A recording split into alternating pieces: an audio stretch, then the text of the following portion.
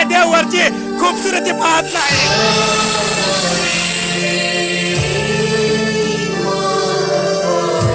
मूस पाप्या माझ्यावर दया केली. मी चिखलात होतो, गटारात होतो, वाईट विचारात होतो. त्या जिवंत देवाच्या रक्ताने मला धुवून काढलं. त्याच्या रक्ताने मला साफ केलं. त्याने मला जवळ केलं, मला मिठी मारली. त्याच्या पवित्र तल हाती घेतलं मला. स्वर्गीय जिवंत देव एवढा प्रेम करतो आपल्यावर. आपल्यासाठी राज्य सिंहासन सोडून या धर्तरीवर आला. आपल्यासाठी तो आता खुर्सावर जात आहे. मारला गेला, गाळला गेला, पुन्हा तिसऱ्या दिवशी उठला गेला. त्याची दाढी उपटण्यात आली. त्याला 39 फटका मारण्यात आलं. सगळी पाठाण फोडून काढण्यात आले. त्याचा शेतकरी एखादा नांगर फिरवतो आणि सगळे ढेपाला निघतात, तशा माझ्या परमेश्वराची पाठाण फोडून काढली. काट्यांचा जो मुकुट होता तो आरपार त्याच्या डोक्यामध्ये घुसला गेला. आणि याच डोक्यातून मनातून आपल्या जीवनातून वाईट विचार, वाईट गोष्टी निघतात. आपलाच हात तंबाकडे जातात, आपलाच हात नशेकडे जातात, आपलाच पाय, आपलाच हात दारूकडे जातात. आपलं जीवन भांडणाकडे जातं, पण देवाकडे प्रार्थनेकडे वळवत नाही. आज वळा देवाकडे, चला देवाकडे, करा देवाची स्तुती, करा देवाची महिमा, उंचावा त्या जिवंत देवाला. आज करा पश्चाताप, करा आज हृदयातून.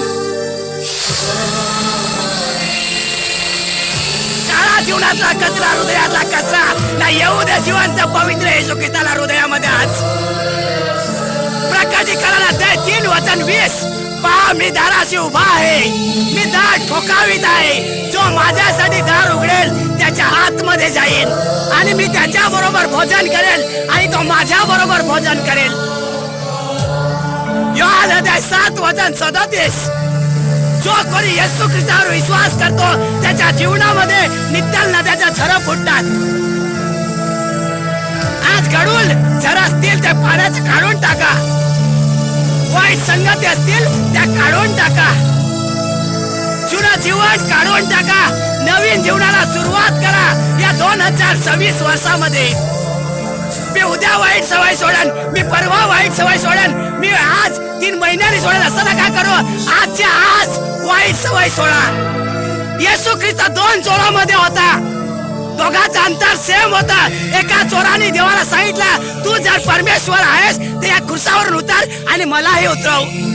पण एक चोराने सांगितलं, तो परमेश्वर आहे, तो देव आहे, त्या देवाने एक सुद्धा पाप केलं नाही. त्या देवाला सुद्धा घाबरत नाहीस काय तू? हे स्वर्गीय राजा येशू ख्रिस्त त्याने सांगितलं, जेव्हा येशील तेव्हा माझी आठवण करतोस. त्या येशू ख्रिस्ताने सांगितलं, आज तू माझ्या बरोबर सुख लोकात राहशील.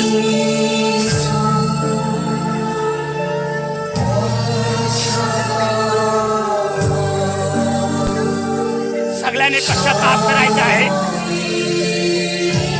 आज लेकरं रडत आहेत, शोक करत आहेत, मन फिरवत आहेत वाईट गोष्टीपासून.